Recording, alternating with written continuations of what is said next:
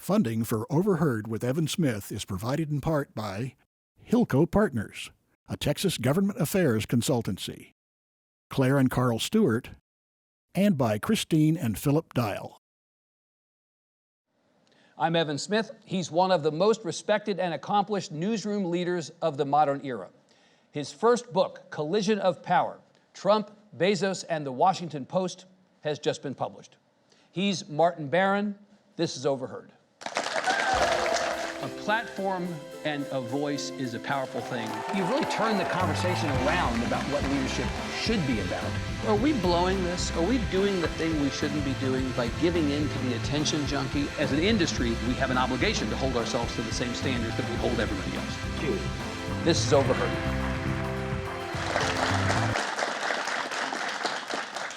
Marty, welcome. Good to see you. Thanks for having me. Congratulations on this book, which I have to tell you, I love.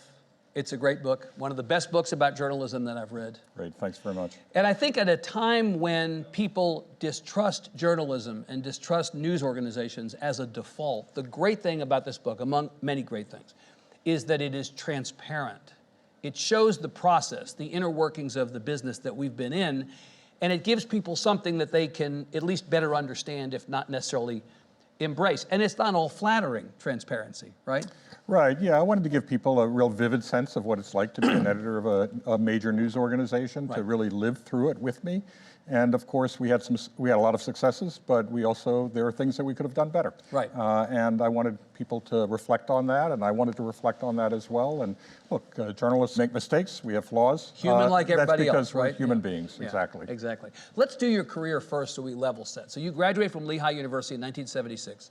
You immediately leave the paper, go to work for the Miami Herald. Correct. You stay at the Miami Herald for a couple years. 1979, you go to the Los Angeles Times. You actually stay at the Times for a long time. You stayed there for 17 years. Yeah, 17 years, right, the longest I've worked at any one place, news which I think we organization. forget, because we've come to associate you with some of your later jobs, but that's a long period of time, to 1996. You go to the New York Times. In 2000, you go to the Miami Herald for a brief stint as the top editor. Within 2 years, you go to the Boston Globe. You're at the Boston Globe until 2013. You come to the Post in 2013, depart in 21. I've got that right. That's right. Right. The overlay of that is that a year in, not even a year in, to your time at the Washington Post as the top editor at the Post, Jeff Bezos buys the paper. Correct. Total surprise to you. Yeah, I'd say. And you had no inkling going into the decision whether to leave the Globe for the Post that there may be a change in ownership coming. No, I had no idea. And in fact, when I first learned of this, Don Graham, whose family had owned the Post for 80 years, asked me to come over to his place. We talked. He apologized for this because he said, I know that you didn't expect this. And I said, look, I understand I'm not naive about these things. Right. These things happen. And he said, no, but I want to apologize. You didn't expect it. And I said, no, that's okay. And then we went through that a third time. And finally he said, would you let me apologize? You're being too forgiving. It was clearly a surprise. I mean, the name of the parent company, by the way, was the Washington Post Company. Right. So who expects the Washington Post Company to be selling the Washington Post, and certainly not the Graham family. Right. So that's a significant event that transpires, number one. Significant event number two is Donald Trump decides to run for president, and to everybody's surprise, probably including his own, he wins. And so this book is really the story of two powerful public people: the new owner of the Washington Post, Jeff Bezos, the new president, Donald Trump. He's a candidate for a period of time in the book, then he's the president, and this powerful public institution, the Washington Post, the convergence, the collision of those three. Yeah, that is the collision. I mean, here you have this legendary newspaper known for its role in Watergate. Here you have one of the richest people in the world who buys it. Right. And then here you have a presidential candidate unlike any we'd ever seen before, and a president unlike any we'd ever seen before. Right. At what point in this time at the Post did you think there's a book here? I'm really curious about your own awareness of this as a story that you needed to tell post-Post, and what you did during that time to prepare yourself to be able to write this book. There are many instances where you say in this book, I went back and talked to person X about this thing that happened while I was writing this book, and they said Y or Z. But you also have an extraordinary recall for details that you only could have known because you were taking notes at the time. So Gee, how did you come to that conclusion? Yeah. Yeah, you know, I mean, first of all, I think when Bezos acquired it, it was something that I need to keep track of. Here was one of the richest people in the world who was acquiring us. Frankly, I didn't even know what was going to happen with me because the usual equation is new owner, new editor. And then a year after he got there, he named a new publisher. Right. And the usual equation is new publisher, new editor. So that's really, I mean, what were the odds? Because that I was really, gonna you survive? reported to the I reported to the publisher. The publisher. publisher reported to Bezos. Right. So certainly no guarantee you would keep your job, depending upon who he hired. no, in fact, the odds were probably against me. High that it would be. Yeah, that's just usually what happens. Right. So you're taking notes the whole time? No, I kept, you know, notes on here and there on certain things, not the whole time. It's not like I walked out of every meeting and scribbled everything down. Right. So, but when certain consequential things happened, I kept a record of it. Yeah. And I kept certain documents and things like that just because I thought it was historic. And it was certainly historic when Trump came on the political scene in the summer of 2015. And you're thinking, well, look, I'm a journalist. I mean, if I don't keep track of this, I wouldn't be a very good journalist to sort of recognize that I'm living in the middle of a really historic moment for the Washington Post, for the press generally, for America, and for the country. Right, indeed. So let's talk about the Trump part of this. You know, we have a sense now, looking back over our shoulders, of who this guy is, what this guy has been like, in a general sense, and specifically as it relates to his views of the press. He's been very hostile from the very first moment he stepped onto that escalator to descend and tell us that he was planning to run for president. As a candidate, he was hostile. As president, he was more hostile. This book, for me, was Suspicions Confirmed. It was exactly as you saw it from up close as the rest of us saw it from a remove. Yeah, I mean, look, Trump was accustomed to really flattering coverage when he was in New York. You know, as a public figure there, a man about town, a womanizer by his own account, and he was just accustomed to being treated as a celebrity. Well, he did two things from what I could see, Marty, and this again, I have a little bit of knowledge of this from that time, paying attention at that time. He both got positive stories written and he was able to squash negative stories. He did. Or to turn negative stories with his relationship with those institutions. No question. And there were some notable exceptions to that. The Village Voice was a notable exception. The New York Times, Tim O'Brien, who questioned his real wealth, who got sued by Trump. But they were the exceptions. So there were some real exceptions to that, but notable exceptions. Right. But that's generally what he was accustomed to, was a more flattering type of coverage. Well, when he becomes a candidate, and he very quickly became the leading Republican candidate after he announced and he said that Mexicans are coming across the border, these are rapists, and maybe some of them are good people. Then immediately he surged to about a third of support in the Republican Party, and there was a large field of Republican candidates. And so, you know, we had to look at him and look at his life and his career and look at it in depth, and we did that. Well, in fact, you chronicle in this book that you took the position at the paper, we really need to take this guy seriously. And we need to scrutinize every aspect of his life and of his work in business. And in fact, I believe, and I'm sure you believe as well, that the reason that Trump found you to be so noxious, that he attacked the Post, that he attacked Post reporters, was not because you were not doing your job, but it was because you were doing your job. Well, well, thank you for saying that. Right. Yes, that is true. We were doing our job, and that is our job as journalists. If somebody's going to move into the White House and become president, which is clearly the most powerful position in the entire world, then we in the press have an absolute obligation to take a look at who that person is, to really look at every chapter of his life and his career, and that's what we did. And we did so much that we decided we're going to do a book on it. We're even going to do more on it. We enlisted another 20 reporters in that effort. When Trump heard about it, he criticized us, he criticized Bezos. And then cooperated. Yeah, he gave us 20 hours of interviews. I mean, it was incredible. He was the most, he's incredibly accessible, or had been. So, yeah, he gave us a ton of interviews, but he also said if he doesn't like it, he might sue us. And then he was asked whether he was going to read the book, and he said that he wasn't going to read the book. And our reporters asked him, well, how will you know whether you like it? And he said he had people who do that for him. Right, exactly, Again, suspicions confirmed, right? Yes, suspicions confirmed, exactly. You say at one point in this book, early on, something that seemed obvious to me, but you saying it kind of struck me, and that is that for a lot of people in the public, when Trump starts to attack the press and the Post specifically, for a lot of people in the public, these attacks were long overdue. You make the point that people actually out in the world reacted in a way where they agreed that, yeah, these attacks on the press are legitimate, and the press is really terrible and bad and everything. I mean, what happened that got us to this place? It's interesting because actually at the time of Watergate, we were criticized by the president then, Richard Nixon. Spiro Agnew, who was his first vice president, talked about the nattering nabobs of negativism. We remember that, of course, right. Really bad alliteration, I would say, right. But... although, nabob is a great Wordle word now, actually. So. Is it? I got to remember that, yeah, right, so yeah. thank you. Yeah.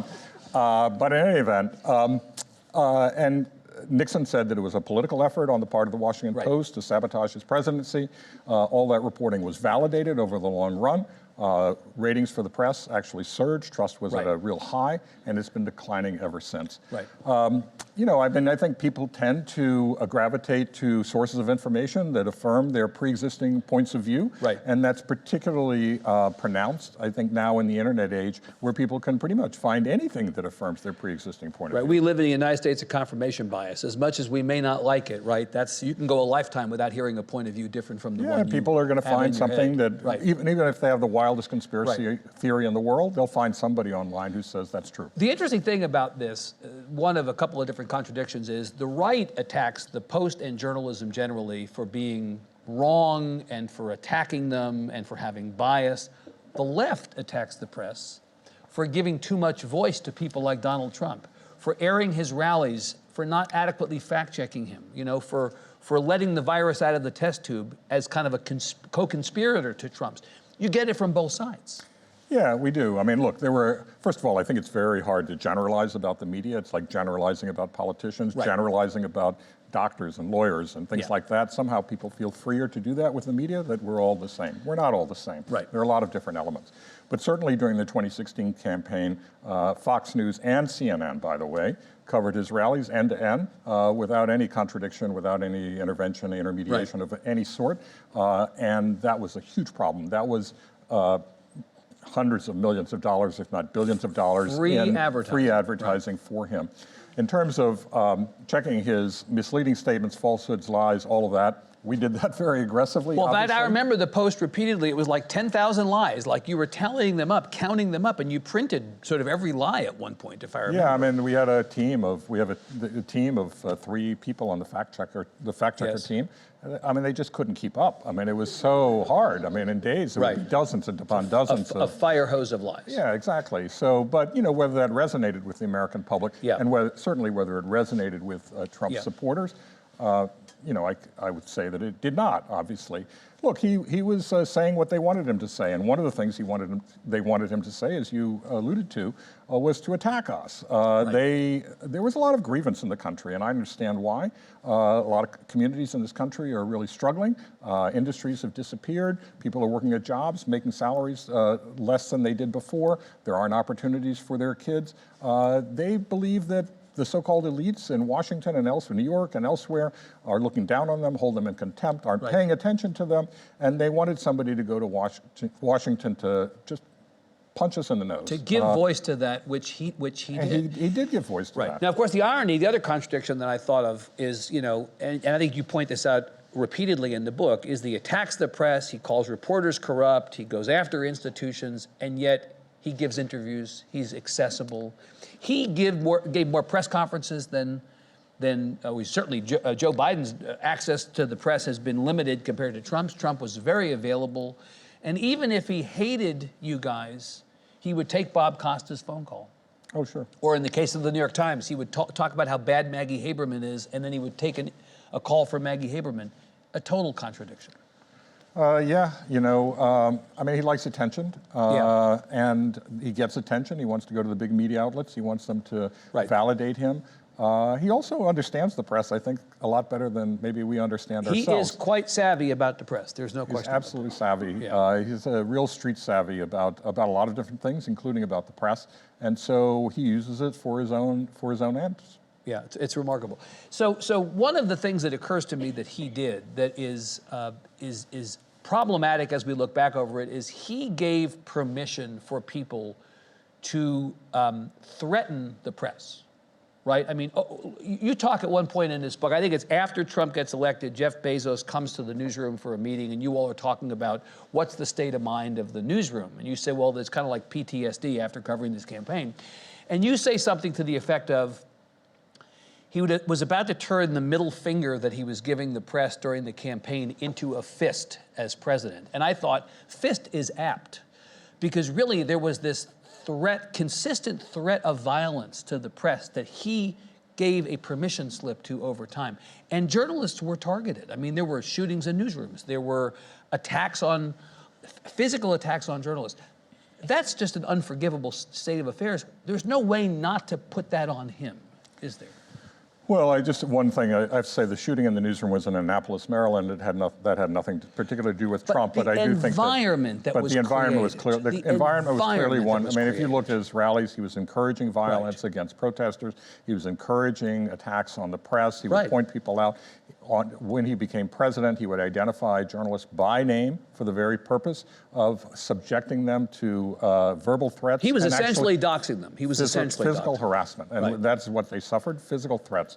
And so, and that is a really dangerous thing. I mean, there was a point came where the publisher of the New York Times, A.G. Sulzberger, met with Trump in the White House and warned him about that somebody is going to get really hurt. And what did Trump do? He doubled down, tripled down, and made it even worse. Yeah. Of course, I think, though, that the greater threat out of this period was the threat to democracy. The idea that you no longer had facts you could trust, truth that was truth, reality that was reality. I think about the way Trump and others during this period intentionally undermined, faith and confidence in institutions, beginning with the press, so that when the press held him accountable, he could turn around and say, see, I told you they were worthless, that they couldn't tell you the truth. And effectively, the trust in the media, which was not any great shakes before, where we are now is a byproduct of this intentional effort to undermine. Yes, he considers it to be one of his great successes. Yeah. He's talked about that. He's said that the decline in trust in the press he considers to be one of his great successes. Yeah. And keep in mind, I mean, after he got elected, but before he took office, he was interviewed by Leslie Stahl of CBS. She asked him why he continued to engage in these attacks on the press. Pretty much admitted it. And he acknowledged. He said exactly that, what you just said, which was that I do this so that when you publish something about me that's critical, people won't believe you. Yeah.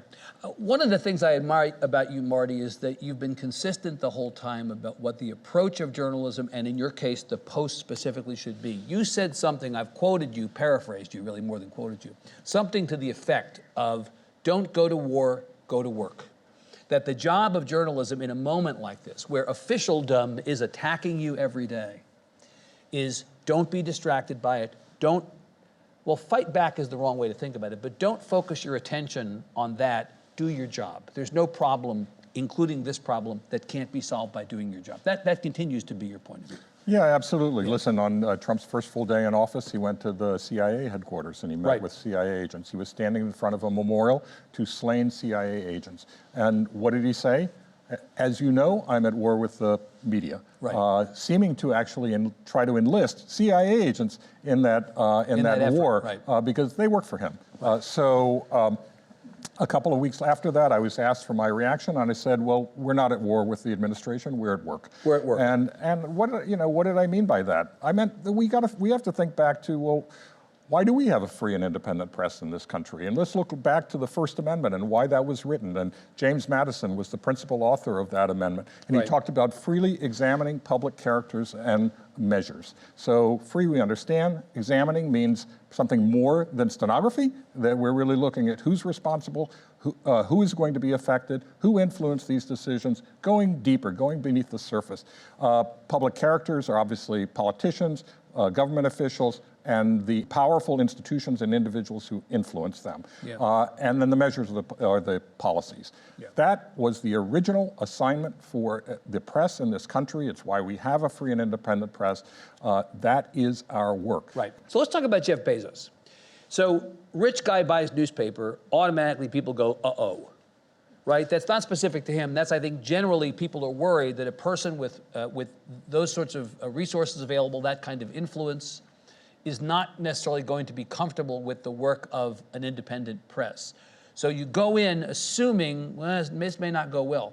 I came away from this book I mean, I had some sense of how this was going, but I came away from this book so admiring of him, so admiring of his commitment to maintaining, preserving, and protecting your independence, offering you the support that he did, knowing that he would be attacked, and in fact was attacked, and Amazon was attacked by the president in retaliation for the work that you did at the Post.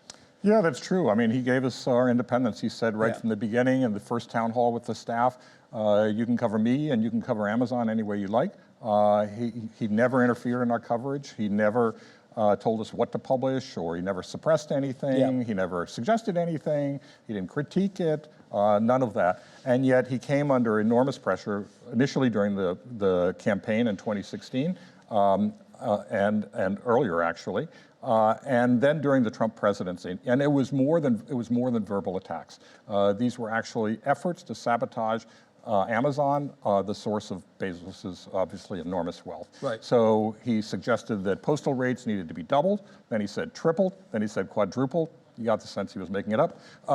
And then he intervened in the $10 billion cloud computing contract for the Defense Department, which looked like it was going to go to Amazon because of its enormous presence that it had in cloud computing, and its ongoing work with the intelligence community.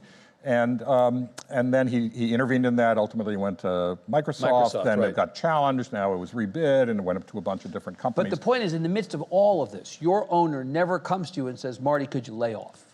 He never did, not even involving his own personal life. When he got divorced and he had an affair and all of that, he never said anything. And he seemed also, just the last word on him, is that he seemed to appreciate the legacy of the Post. I mean, the fact is, what Mrs. Graham built, and in fact, there's a funny story where he brings a present to the newsroom referencing that famous John Mitchell comment about Mrs. Graham's going to get a body part caught in a big fat ringer during Watergate.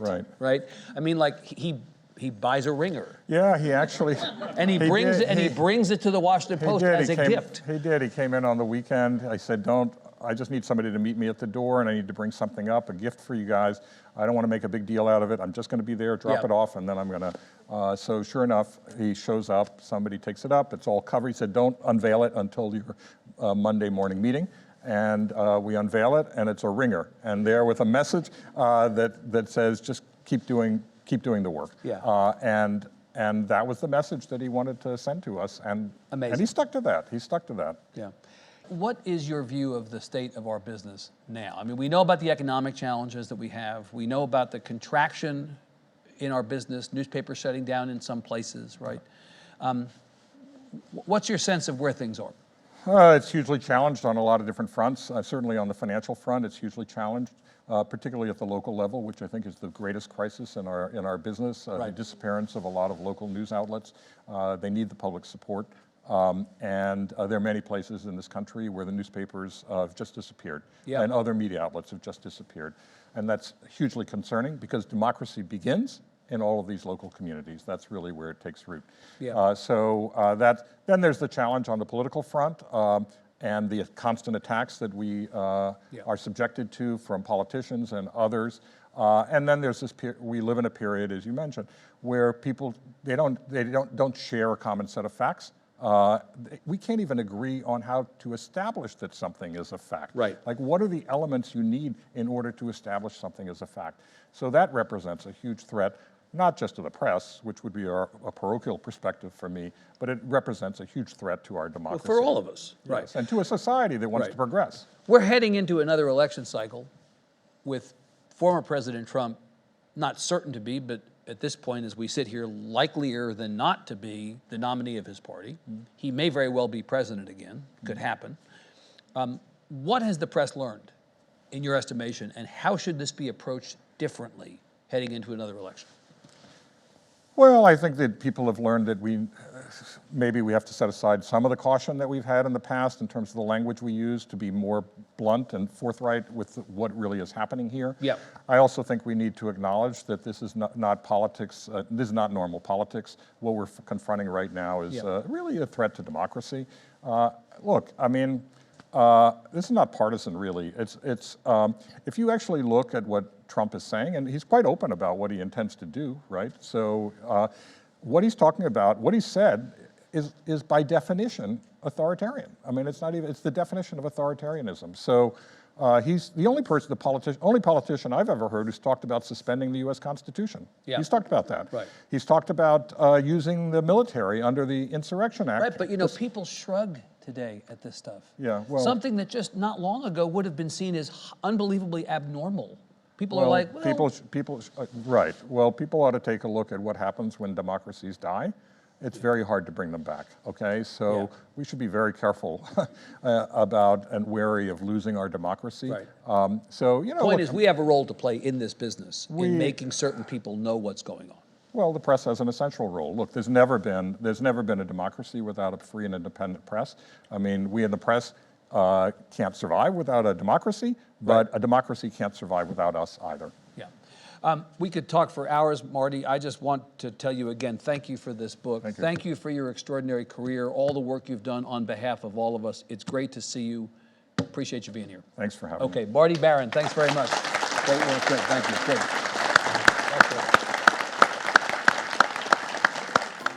We'd love to have you join us in the studio. Visit our website at austinpbs.org/overheard to find invitations to interviews, Q&As with our audience and guests, and an archive of past episodes. What's happening in Latin America and Central America in particular is emblematic of what's happening in a lot of countries in this world, and that is that journalism is becoming criminalized. And we need to think about that, because as I said before, without a free press, you're not going to have a democracy. And the first thing that authoritarian governments do is go after the press. Funding for Overheard with Evan Smith is provided in part by Hilco Partners, a Texas government affairs consultancy, Claire and Carl Stewart, and by Christine and Philip Dial.